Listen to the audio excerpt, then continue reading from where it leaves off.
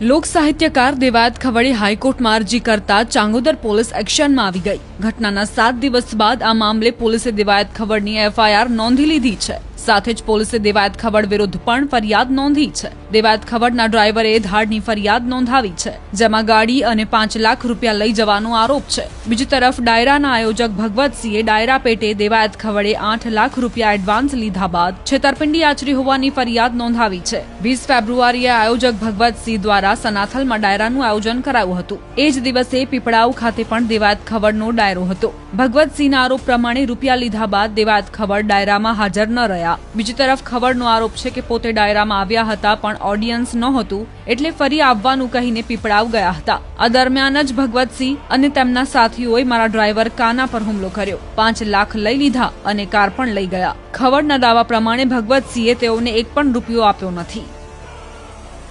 ભગવતસિંહ ચૌહાણ તેમના પિતાની પ્રથમ વાર્ષિક પુણ્યતિથિ હતી, જે નિમિત્તે તેમણે લોક ડાયરો, જમણવાર, બ્લડ ડોનેશન કેમ્પ વગેરેનું આયોજન કરેલું હતું।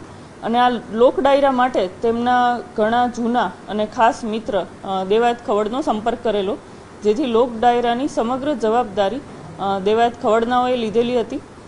અને આ જવાબદારી અંતર્ગત સંગીતના તમામ સંસાધનો, સંગીત કલાકારો એ બધું જ દેવાયત ખવડ લાવવાના હતા, જેથી રાતે 8 વાગે દેવાયત ખવડ ત્યાં ભગવતસિંહજીને ત્યાં પહોંચી જાય છે અને ત્યારબાદ ત્યાં સાથે જમે છે અને પછી તેમણે બીજી જગ્યાએ ડાયરાનું નક્કી કરેલું હોય, જેથી એ 9 વાગે ત્યાંથી રવાના થઈ જાય છે અને આણંદ જિલ્લાના સોજિત્રા તાલુકાના પીપળાવ ગામ ખાતે બીજા ડાયરામાં જાય છે।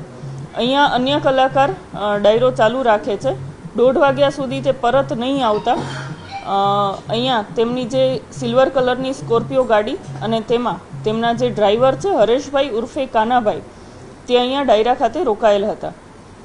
અહીંયા તેમની કાર મૂકીને ગયેલા હતા, જેથી 1:30 વાગ્યા સુધી આયોજક તરફથી તેમને આશરે 50 જેટલા કોલ કરવામાં આવતા તેમનો જવાબ નહીં મળતા દેવાયત ખવડ હવે ડાયરા માટે આવવાના નથી અને બધા લોકો જે છે એ ત્યાંથી નીકળવા માંડેલ હતા, જેથી ભગવતસિંહ, તેમના ભાઈ રામભાઈ, તેમના ભત્રીજા ધ્રુવરાજસિંહ અને અન્ય જે માણસો છે તેમણે ડ્રાઈવરની પૂછપરછ કરેલી અને ત્યારબાદ ડ્રાઈવર ત્યાંથી સ્કોર્પિયો ગાડી લઈને નીકળ્યા।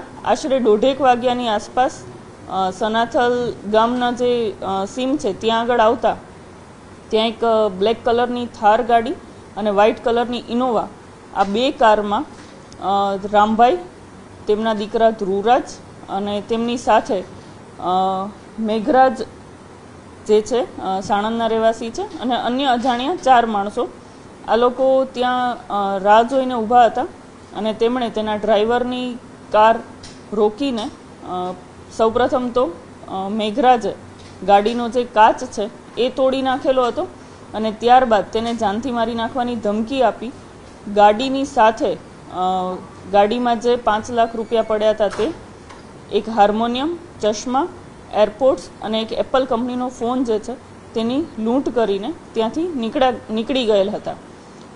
ત્યારબાદ આ ડ્રાઈવર છે ચાલતા સનાથલ ટોલનાકા પાસે આવીને તેમણે દેવાયત ખવડને જાણ કરેલ હતી। તેણે પોલીસને જાણ કરવાનું કહેતા તેમણે તાત્કાલિક પોલીસને જાણ કરેલ હતી, જેથી ચાંગોદર પોલીસ સ્ટેશનની પીસીઆર ઘટના સ્થળે પહોંચેલ હતી। આ સમગ્ર લોક ડાયરાનું આયોજન જેમના દ્વારા કરવામાં આવેલું હતું ભગવતસિંહ, તેમના દ્વારા દેવાયત ખવડ વિરુદ્ધ ફરિયાદ આપવામાં આવેલી છે કે તેમણે તેમની સાથે વિશ્વાસઘાત, છેતરપિંડી કરેલ છે અને તેમને જાનથી મારી નાખવાની ધમકી આપેલ છે।